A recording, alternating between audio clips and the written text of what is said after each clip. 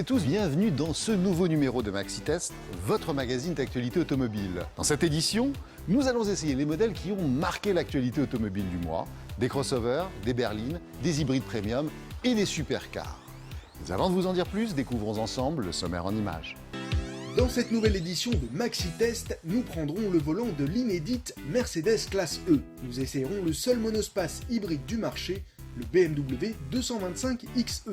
Nous conduirons une italienne, l'Alfa Romeo Giulietta qui se modernise. Nous éprouverons la redoutable Ford Focus RS. La Lexus GS 300H, la reine des berlines hybrides, nous montrera de quoi elle est capable.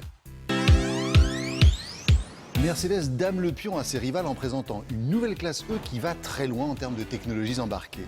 Cette mini-classe S surpasse même sa grande sœur avec une conduite quasi autonome et c'est en Espagne que nous en découvrons les atouts.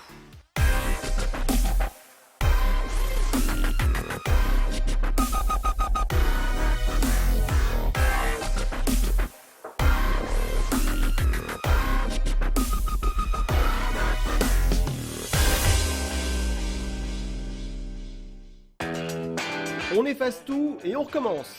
Voilà ce qu'on s'est dit chez Mercedes en développant la nouvelle génération de classe E. Il n'y a rien à reprocher à l'ancienne, mais il fallait inscrire la petite dernière dans le 22e siècle. En attendant les prochaines BMW Série 5 et Audi A6, à Stuttgart, on compte prendre une longueur d'avance. À l'heure où on se pose la question de la conduite autonome, la berline lève le doigt pour donner sa réponse, mais n'oublie pas l'essentiel qui fait sa réputation. La classe E, c'est traditionnellement le vecteur pour l'introduction des nouveautés au sein des gammes Mercedes. Et il faut dire que cette 10e génération ne fait pas exception à la règle, puisqu'elle introduit une multitude de nouveautés, que ce soit à l'extérieur, à l'intérieur. Nous allons nous concentrer sur la motorisation. Notre version d'essai, c'est la E220 avec un nouveau moteur 4 cylindres diesel de 194 chevaux que nous allons essayer sur les petites routes de montagne. La classe E, c'est en effet la berline type de Mercedes, qui véhicule tout ce qu'on attend d'une allemande familiale premium. À commencer par son statut. Évidemment, on ne passe pas à côté de la calandre, mettant en valeur l'immense étoile, mais que les habitués de l'astro sommet du capot se rassurent, ils ont le choix de garder cette configuration originelle. Si l'avant ressemble à l'ancien modèle, le profil singe lui celui d'une classe C, qui imitait elle-même la classe S. Pareil à l'arrière, on constate tout de suite la parenté avec la grande sœur qui fait référence. Les plus taquins diront que Mercedes fait du Audi en adaptant le même style sur toute sa gamme, au point de presque les confondre.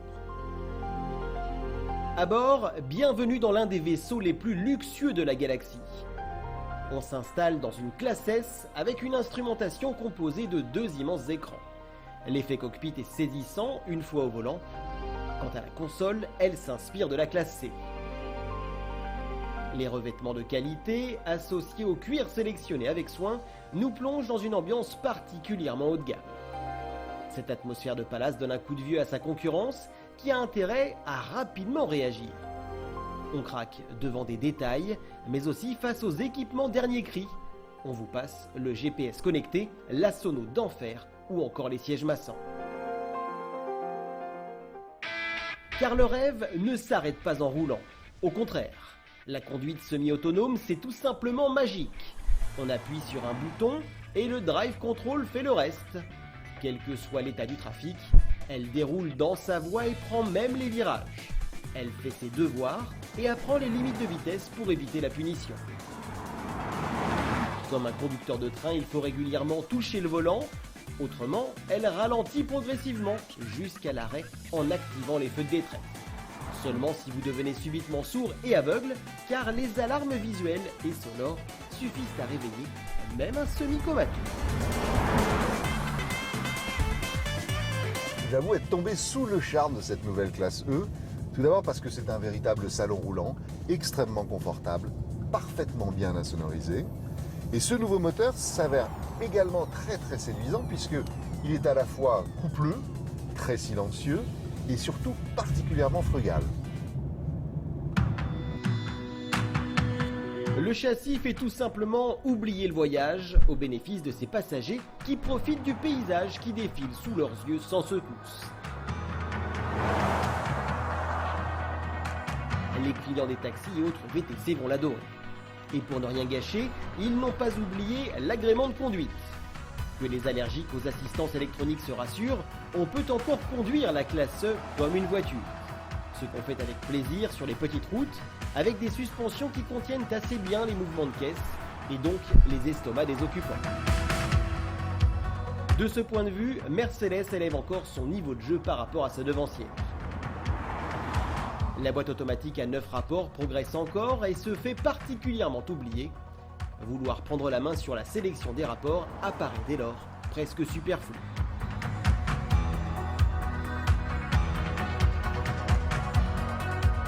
Au final, elle se couronne des lauriers de son marché assez facilement, face à une concurrence vieillissante qui n'entend pas rester les bras croisés. Mais cette nouvelle classe met la barre très haute en frisant le sans faute, un sans faute qui s'offre à partir de 47 350 €.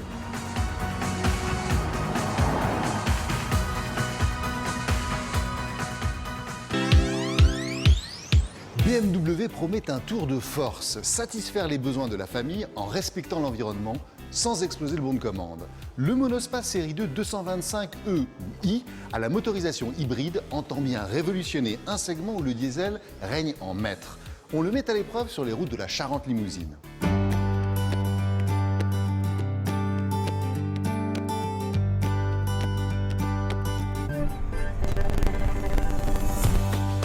La gamme des hybrides rechargeables chez BMW s'étend de la supercar i8 au monospace. C'est justement ce dernier qui passe aujourd'hui entre nos mains. Il s'appelle Série 2 225xe. On a beau chercher, mais il n'a pas vraiment de concurrence. Ce type de motorisation étant rare sur un segment qui privilégie plutôt les gros rouleurs, adeptes du diesel, emmenant partout leur petite famille. Le constructeur munichois fait-il fausse route? Pas si sûr. À ceux qui se demandaient à quoi ressemblerait un Scénic à la sauce BMW, on a maintenant la réponse. La marque réussit l'exploit de donner un style portant sa patte sur un type de véhicule qui pourtant ne semblait pas s'y prêter. Les codes de base sont bien présents, les doubles optiques, les naseaux pour l'identité, mais aussi un profil assez élancé et un arrière intégrant bien les feux de type série 5. Pour différencier la série 2 Active Hybride d'une autre, les experts remarqueront la trappe à l'avant gauche, cachant la prise destinée à la recharge.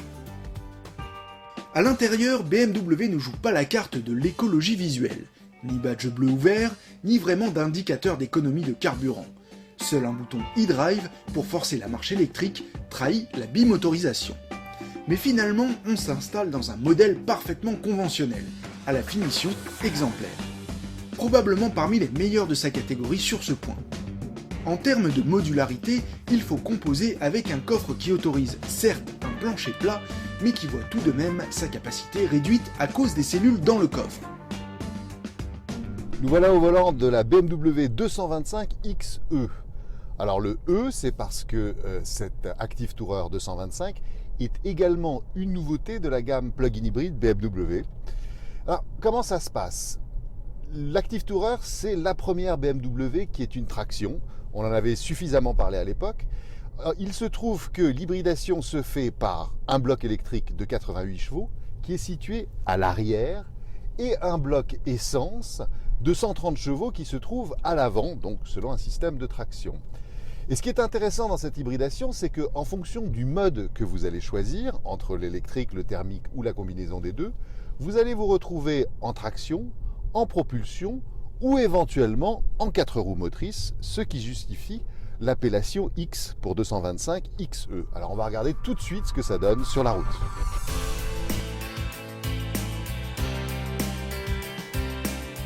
Dans un tel environnement où la quiétude règne, on se retient de briser ce calme ambiant. On enfonce la touche dédiée pour avancer sur un filet de gaz à la seule force du moteur électrique qui entraîne les roues arrière. Les 88 chevaux suffisent largement pour mouvoir la voiture sans se mettre un œuf sous le pied. Il n'y a pas d'intérêt à rouler à 120 km/h en électrique, mais elle peut le faire. La réalité, en mêlant route et ville, nous a valu une autonomie de 30 km environ, largement de quoi faire son trajet domicile-école, travail et retour. Pour le reste, le 3 cylindres essence de l'I8, dégonflé à 136 chevaux, rend définitivement notre monospace polyvalent. Le mieux à faire est encore de laisser l'électrique gérer l'équilibre entre l'utilisation des deux blocs. Les passages de l'un à l'autre se font sans heurts et surtout on démarre toujours en douceur et sans à-coups grâce à une boîte automatique adaptée pour l'exercice. Quand on se presse, la puissance cumulée fait oublier le poids à emmener et on profite alors du châssis au comportement plutôt sain, ménageant les passagers. Pour aller encore plus loin, le thermique entraînant les roues avant, la série 2 peut se transformer en 4x4 si nécessaire. Même batterie vide. Au terme de cet essai, que peut-on dire finalement du seul monospace au monde, en tout cas à date, à être un plug-in hybride? On peut dire que le comportement routier, qui n'a aucune prétention sportive, est tout à fait sain. On apprécie beaucoup, je dirais, l'adhérence maximale, quel que soit le type de revêtement. Et c'est une voiture qu'on recommanderait volontiers à des familles qui auront l'usage du moteur électrique, c'est-à-dire assorti d'un usage urbain, et idéalement avec des possibilités de recharge. Malgré une consommation générale maîtrisée aux alentours des 6 litres lors des longues liaisons, on aurait aimé un réservoir supérieur à 31 litres. Mais c'est au quotidien que cette active hybride démontre sa force sans un fil à la patte qui la cantonnerait à la ville. À 37 950 €, elle se paye même le luxe d'être moins chère que certaines versions essence et à peu près équivalente aux puissants diesel de la gamme. Définitivement une offre à considérer pour les familles désirant faire rimer écologie avec économie.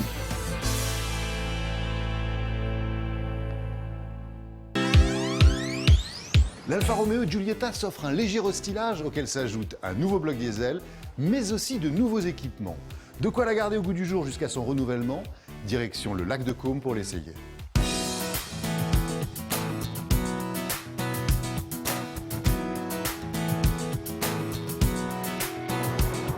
Depuis 2010, la Giulietta est le best-seller d'Alfa Romeo, avec à ce jour 350 000 unités vendues.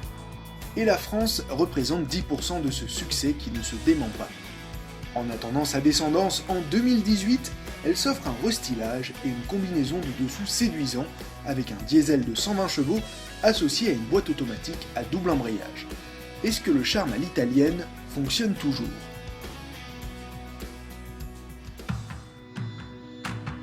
On a envie de répondre que oui. Les retouches cosmétiques sont discrètes et c'est tant mieux pour ne pas défigurer son joli minois. Finalement, elle devient plus Alfa Romeo, avec la calandre agrandie portant fièrement les armes de la maison. Le bouclier avant reprend en partie les traits de la Giulia qui arrivera plus tard cette année.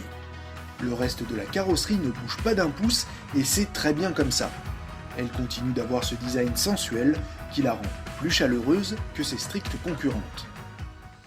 À l'intérieur, le constructeur modernise l'existant, avec des matériaux un peu plus flatteurs et des compteurs mis au goût du jour. On craque à la vue de cette sellerie au dessin très italien qui ne manque pas d'attrait. Tout a l'air de standing, mais quelques griefs d'assemblage rappellent un peu son âge face aux plus récentes productions concurrentes. Elle s'équipe des dernières technologies en vogue et notamment l'écran tactile Uconnect avec des applications agrémentant la vie à bord. Nous voici au volant de la nouvelle Alfa Romeo Giulietta au départ de Milan. Alors, si à l'extérieur pas grand chose ne semble avoir changé, la nouveauté se trouve à l'intérieur avec un nouveau moteur 1.6 litre JDTM de 120 chevaux et surtout une nouvelle boîte de vitesse automatique à double embrayage TCT. Je vous propose qu'on aille tester tout ça sur les petites routes de montagne qui entourent le lac de Caume. Le 1,6 litre turbo diesel de 120 chevaux va bien à la Giulietta. On tient peut-être même la meilleure configuration avec la boîte à double embrayage TCT. On roule en douceur avec une puissance modeste qui arrive sans violence. Les rapports s'égrènent sans à-coups, ce qui bénéficie grandement au confort pour les passagers et le conducteur. Dans notre réalité, la consommation s'établit alors entre 6 et 7 litres, sans bousculer ses occupants. Quand on hausse le rythme, notre Alfa Romeo ne rougit pas, grâce notamment au DNA et ses modes de conduite. Mais c'est sans la rigueur de tenue de route d'une Golf ou d'une Peugeot 308 qui sont les références dans ce domaine. Mention spéciale à la boîte de vitesse et son temps de réponse minimal quand on actionne les palettes. Alors retour vers Milan au terme de cet essai, moi je suis assez favorablement impressionné par cette voiture. D'abord parce que son bloc moteur est particulièrement bien insonorisé et très frugal. Ensuite par cette boîte automatique qui est très efficace, qu'on soit en mode linéaire ou qu'on s'amuse à jouer avec les palettes au volant. Et puis la nouvelle Giulietta, elle bénéficie d'une dotation en équipement qui la revalorise singulièrement à l'intérieur de ce segment où elle occupe tout de même une place de choix. Globalement, la plus vendue des Alfa Romeo possède encore quelques atouts charmes qui peuvent encore convaincre face aux sérieuses rivales de son marché. Et avec son look, on la voit bien supporter le poids des années qui lui restent avant de devoir laisser la place. À 26 640 €, on tient là probablement une des meilleures propositions de Giulietta. Ford avait prévenu, les GTI compacts devaient s'attendre à une riposte redoutable avec la nouvelle Focus RS. Vérifions si l'américaine s'impose sur le trône des sportifs du genre, et ce sont les routes de Provence qui nous servent de décor pour l'éprouver.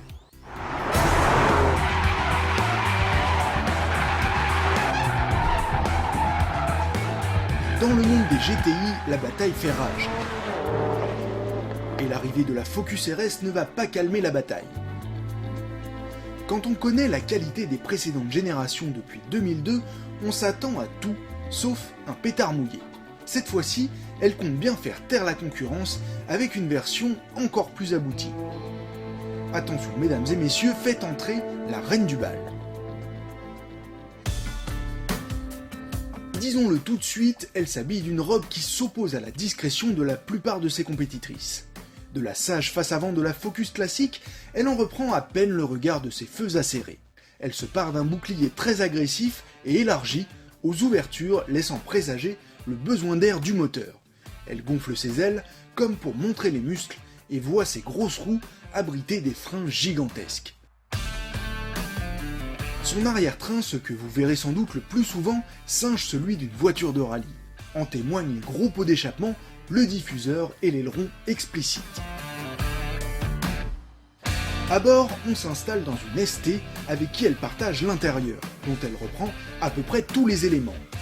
Les sièges ne trompent pas sur la vocation de cette Focus sauce piment.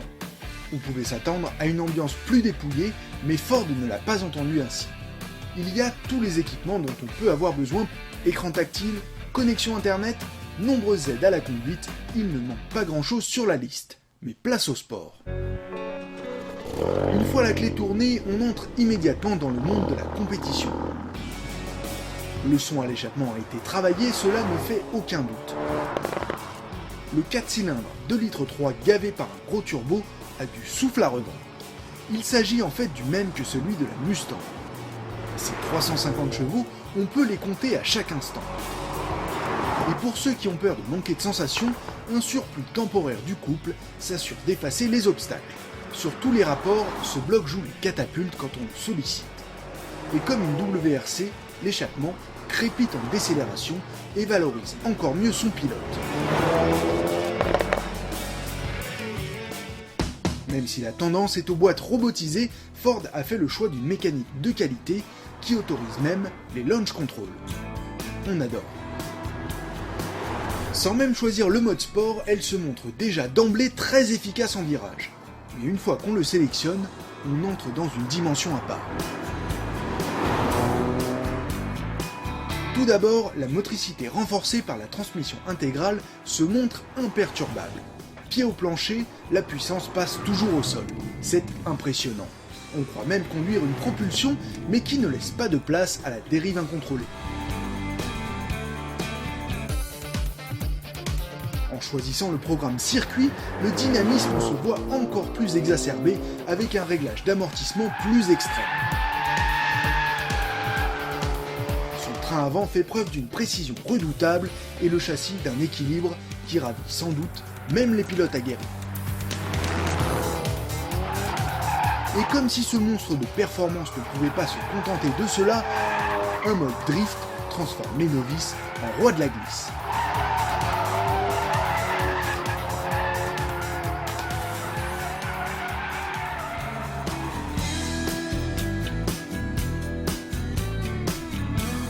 La Ford Focus RS cumule donc les qualités et les visages. Même si elle se montre un peu moins confortable que certaines qui privilégient les compromis, elle ne se rate pas au chapitre de l'efficacité. Elle offre même un plaisir de conduite supérieur avec ses programmes qui transforment le comportement. À 41 800 €, elle s'avère plutôt chère mais ne vole pas un seul centime.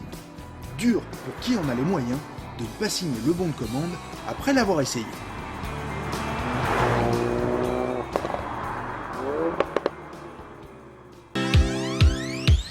Après la redoutable berline GSF, Lexus lance sur le marché une déclinaison plus raisonnable, la GS 300H.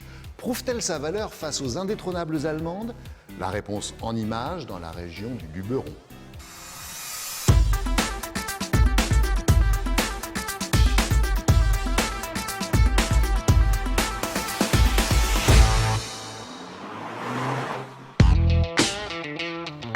Lexus, c'est le constructeur premium spécialiste de l'hybride. La GS 300H est l'un de ses modèles iconiques. Cette génération, lancée en 2012, s'offre un restylage de mi-parcours et muscle sa technologie. Et cette voiture, c'est d'abord un look détonnant. Le design Lexus ne rend pas anonyme son propriétaire, c'est le moins que l'on puisse dire. La massive calandre en X se part d'une grille à lamelles en relief. Pour rendre son regard encore plus perçant et moderne, des virgules de LED soulignent les feux principaux. Le profil reste inchangé, à l'exception du logo hybride, plus discret. Quand on la retourne, on distingue juste de nouveaux feux redessinés et une base de bouclier différente. À l'intérieur, surtout dans ce coloris crème, on pénètre dans une ambiance luxueuse. On se pose surtout devant une débauche de technologie. Lecture tête haute, large écran de navigation, système infotainment perfectionné, il ne manque rien. Et on n'est pas moins à l'aise à l'arrière avec l'accès aux commandes de clim et audio depuis la coudoir centrale. Seulement, on peine à utiliser le pad pour naviguer dans les menus. Mais de quoi se compose exactement la chaîne de transmission de cette Lexus? Alors on a toujours une motorisation hybride sous le capot, un moteur thermique de 181 chevaux et un électrique de 131. Alors le tout est toujours couplé à une transmission ICVT. Il y a aussi 4 modes de conduite, un mode économique pour optimiser la consommation, un mode normal pour tous les jours et aussi 2 modes sport dont le dernier pour le maximum de performance, et pour atteindre ce but, il cumule la puissance des 2 moteurs. La plupart du temps, on utilisera les modes éco ou normal pour laisser le système travailler dans le but de trouver le bon équilibre entre la consommation et l'agrément moteur. Les démarrages se font toujours en douceur avant que le thermique ne prenne le relais. Et il faut regarder le contour pour réaliser à quel moment il démarre, tant cela est imperceptible. On peut toujours rouler en tout électrique pour traverser un cœur de village à petite vitesse. De ce point de vue, elle s'avère meilleure qu'avant, tout comme la recharge, plus efficace lors des décélérations. Si son châssis est typé surtout pour le confort, il peut se faire tout de même bousculer sur les petites routes. Certes, la boîte CVT, même en mode sport, limite largement les sensations, mais elle nous épargne les envolées de régime pénibles, parfois typiques des modèles hybrides. C'est dans ce domaine qu'on constate les progrès les plus marquants. En termes de consommation, quel que soit finalement le type de conduite, on naviguera entre 6 et 8 litres, soit une moyenne remarquable au regard du poids et de la puissance. Cette mise à jour bienvenue peaufine la principale arme de séduction de la GS300, la carte de l'hybride premium. À 49 900 €, sans oublier les divers avantages fiscaux qui vont avec, elle garde une place de choix auprès des professionnels. Peut-être l'une des meilleures alternatives essence face aux indétrônables berlines allemandes.